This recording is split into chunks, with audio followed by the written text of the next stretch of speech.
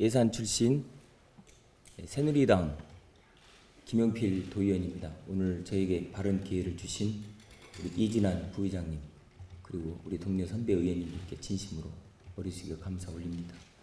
그리고 오늘 또 도민의 삶의 질 향상으로 애쓰고 계시는 우리 안지사님과 우리 교육감님 다시 한번 관계 공무원들에게 감사의 말씀을 전하여 올립니다. 제2 서해안고속도로에 관련된 문제에 관해서 말씀을 드리고 싶습니다. 제2 서해안고속도로는 평택에서 부여까지 1단계 그리고 부여에서 익산까지 2단계로 실시가 예정되는 사업입니다. 그 사업은 약 한 97.8km 정도 됩니다. 그리고 민자 사업으로 해서 포스코가 지난 2월 24일 날 제안을 했습니다. 그리고 기획재정부가 바로 그 제안을 받아들여서 7월 24일 날 추진하기로 하고 각 지역을 돌면서 설명회를 개최하고 있습니다. 근데 문제는 국가 재정에 어려움이 있어서 보통 이 BTL 사업을 실시를 합니다. 근데 문제는 그 사업이 실시되어졌을 때 거기에 관련된 모든 것을 민자업자에게 이익이 돌아가야만 된다고 하는 사실입니다. 그러다 보니까 민자업자는 민간 기술을 도입하고 효율성은 좋은데 여기에 있어서 가장 좋은 지역, 다시 말씀드리면은 휴게소도 관광지, 역사문화지 이런 부분을 전혀 고려하지 않습니다. 제가 우리 예산 지역을 말씀드리면은 임존성 1400년 백제의 흔적, 부흥군의 흔적이 있는 것, 또 추사 김정일 선생 이 옆을 그냥 관통하는 겁니다. 그리고 슬로우시티 문화재청이 실시한 황새마을 지역, 그리고 그들은 봉수산이라고 하는 천연 휴양림 내에 또한 휴게소를 만듭니다. 그 휴게소는 소위 스마트 휴게소라 해서 고속도로만 들어와서 휴게소를 이용하는 것이 아니라 그 안에 일반 민간인들도 출입을 할 수 있게끔 만든다는 거예요. 저는 이거는 문제라고 봅니다. 고속도로를 반대하는 것이 아닙니다. 그리고 나들목도 역시 마찬가지입니다. 지역의 공동환상이 나타나는 예를 들어서 32호선 대전당진 국도, 그다음에 21호선 홍성 천안까지 이어지는 그 예산의 그 초입 부분에 나들목을 만들면은 굉장히 좋거든요. 그래서 그런 부분에 관해서 우리 지사님께서 답변을 좀 해주셨으면 하는 거고요. 내포 문화권 개발에 관해서 지금 우리가 83년 만에 대전시대 마감하고 여기까지 왔습니다.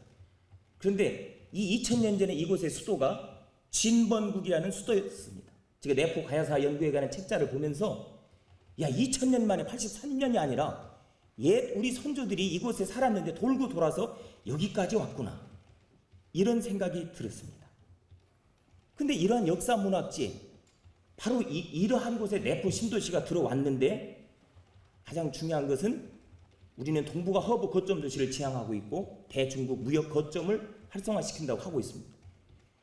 이미 지난해 2월 달에 대산 국제 여객 터미널이 기공식을 가졌고 2015년도 막 2016년도면은 이제 중국 산동성 로네낭까지 350km 5시간이면 배가 회속선이 왔다 갔다 합니다. 서산시에서 말하고 있는 것은 약 한 관광객들이 50만 명이 올 거다, 이렇게 추정을 하고 있습니다. 지금 우리나라 요코라고 중국 관광객은 우리나라 1년치 관광객들이 1,200만 명인데 그중에 8월 달까지 올 8월 430만 명이 중국 관광객입니다.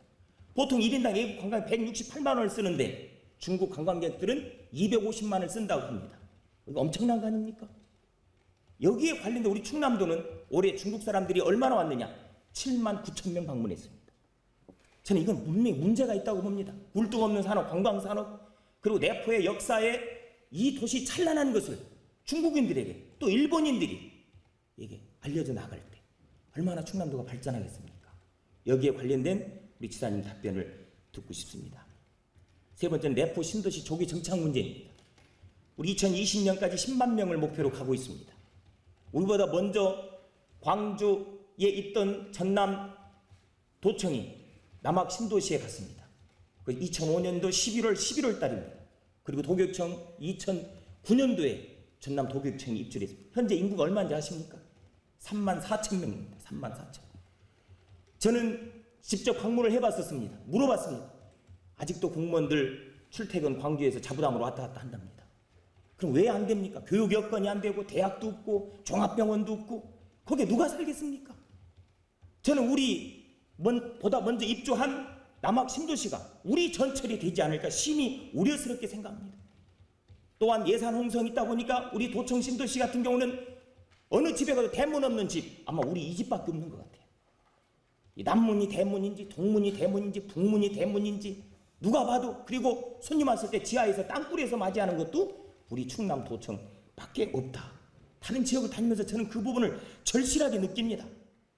또한 예산 홍성과 여러 가지의 문제, 저는 이 부분도 충남도가 내포 신도시 건설 지원본부나 또는 신도시 정책 추진하는 데서 문제가 있다고 생각합니다. 왜 그러냐면은 지금 37%가 예산지역 땅이고 그리고 63%가 홍성지역 땅입니다. 지금 도지사님 홍성에서 근무하다가 여기 지금 예산으로 출장 오신 거예요. 법적으로 보면 관내 출장 오신 거예요. 지금 아이러니한 이 현실을 보면은 주택단지 개발에 있어서도 홍성지역은 15,700세대, 예산지역은 3개 단지 2,700세대밖에 되지 않습니다. 그러다 보니까 지역 간의 갈등과 반목을 어떻게 보면은 우리 도가 키운다고 해도 과언이 아닙니다. 유관기관은 또 어떻습니까? 128개 유관기관 중 57개 이전 완료, 71개 추진 중. 그런데 그 현실은 도청 내 문해관, 별관에 와서 그냥 사무실 하나 있는 것도 이전 완료예요. 덩치 큰, 예를 들어서 갈비탕에 갈비 같은 건 아직도 오지도 않았습니다. 이런 문제에 대해서 말씀을 듣고 싶습니다. 내가 볼 때는 충남도의 농어촌 상수도 보급에 대해서 말씀을 드리고 있습니다. 이것은 국정감사 때마다 우리 충남도가 매일 국회의원들에게 지적받고 있는 사항입니다. 왜 지적받고 있으면 전국 상하수도 보급률이 98%인데 우리 충남 86%입니다. 전국 최꼴찌 수준의 하수도 보급률은 어떻습니까? 전국의 86%인데 우리는 64%밖에 안 됩니다. 물론 많은 예산이 들어가서 많은 몇백억, 몇천억 들어가도 2%, 3%. 물론 도가 지난 얼마 전에 발표를 했습니다.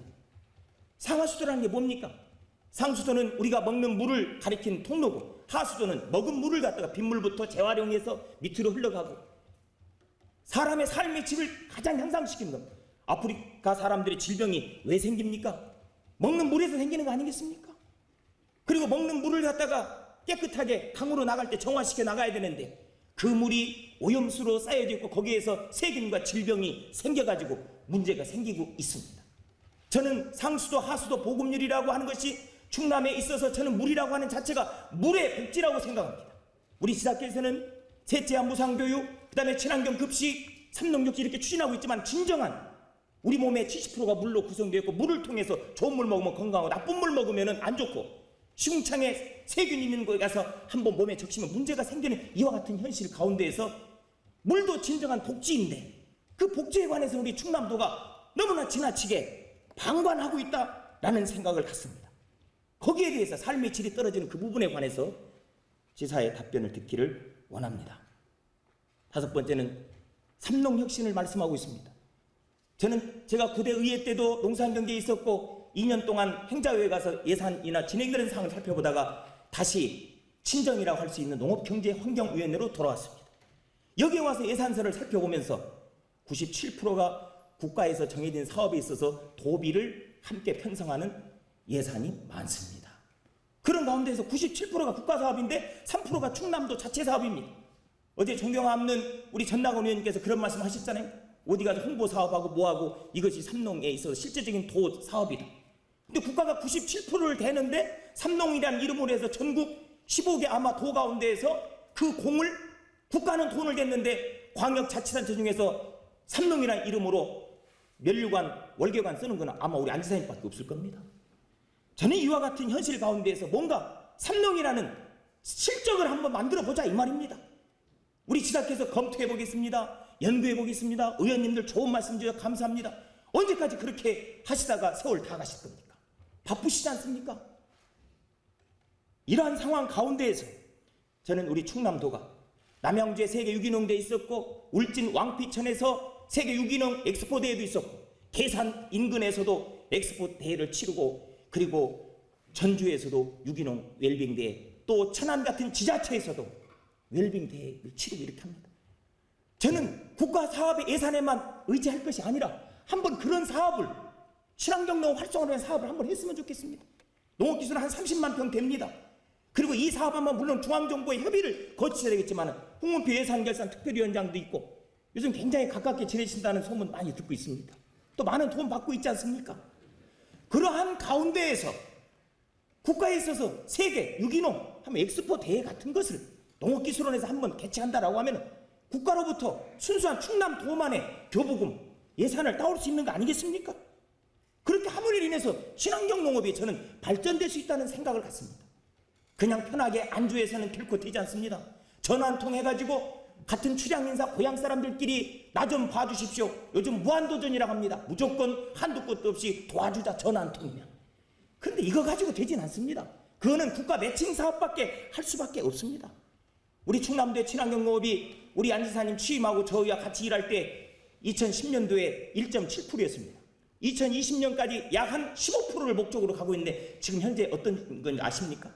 우리 충남도의 경작 농가가 14만 4,420명입니다. 그런데 그 중에서 2013년도가 약 한 9,870농가 정도의 친환경 인증 농가가 있는데 그건 지난해보다도 한 600농가가 더 줄어들었습니다. 왜 그렇다고 생각하십니까? 너무나 힘들다는 거예요. 밭 800평 제초제 뿌리자 호미로 풀 뽑으려고 해보십시오. 얼마나 어려운지. 저는 그래서 우리 충남도가 한번 농업에 관련해서 올림픽을 치르면은 올림픽 치러서 국가가 유발 경제 효과가 있다 그런 부분보다도 그 일을 하면서 국가가 그 지역에 도로 여러 가지 인프라가 확충되고 그렇지 않겠습니까? 그래서 그 일에 한번 우리가 유기농으로 할 수 있는 또 우리 김철 교육감님 계십니다마는 친환경 급식 하고 있는데 우리 충남도가 약 한 45%가 친환경은 쌀입니다. 쌀하고 곡물밖에 없습니다. 다른데 전문 분야로 나가면은 전남도에 비하면은 전국 인증 대비 우리 5.7%밖에 안 됩니다. 정말 수치적인 걸 말씀드릴 수 없을 정도로 우리는 열악합니다. 그것을 한번 끌어들일 수 있는 세계 친환경 대회를 한번 하셨으면 합니다. 마지막으로 우리 교육감님, 이것은 또 지사님에게도 포함되는 말씀입니다. 우리 체험학습 청소년들 그리고 수학여행 안 갈 수는 없습니다. 아이들에게 견문을 넓혀야만. 문제는 뭐냐면은 아이들의 안전을 담보로 하고 있지 못하고 있다고 하는 사실입니다. 만약에 아까 우리 세영달 의원님이 해병대 갔다 왔다고 해서 저도 아까 막 너무 다그치고 끝까지 처음부터 하시길래 저도 얼굴이 화끈화끈 그랬습니다만은 저도 해병대에서 사사관 근무를 했습니다. 근데 만약에 제가 세월호에 있었다. 그러면 저는 거기에 의지하지 않을 겁니다. 이상 징후가 발견됐다. 그러니까 빨리 나가라. 나가서 상황 알아보고 왜 거기서 왜 그대로 있느냐고. 왜 위기 상황 속에 누구 말을 듣습니까? 학생들은 가만히 있을지언정 인솔 교사들은 밖으로 나가서 전달양행 해서 위기를 전파해 줬어야 되는 겁니다. 그것이 바로 뭐냐, 국가가 자율방재단에 관련 법이 있습니다. 대한민국. 그리고 시군의 자율방재단에 관련된 조례가 있습니다. 문제는 뭐냐, 형식적으로 인원만 짜집겠다고 하는 사실입니다.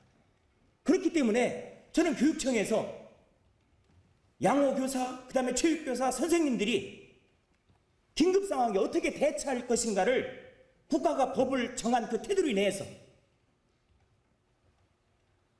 재난통제관이라는 자격증도 있습니다. 재난통제관. 그런 교육을 선생님들이 받게 되면은 인공호흡도 시키고 위기 상황 속에 어떻게 하고 그 재난에 대비한 매뉴얼을 가지고 움직일 수 있다 그 말입니다. 그런 부분에 관해서 우리는 아무런 법이 있는데도 불구하고 형식적으로 자율방범대 새마을의 회원들은 실제로 활동하는데 자율방재단에 관련된 것은 시군이나 교육청에서 연결돼서 어떻게 활동을 했는지 또 앞으로 어떻게 하실 건지 그거를 여쭤보고 싶습니다. 제가 질문을 한 6곡지를 말씀드렸는데요. 답변 잘 부탁드리겠습니다. 경청해 주셔서 고맙습니다.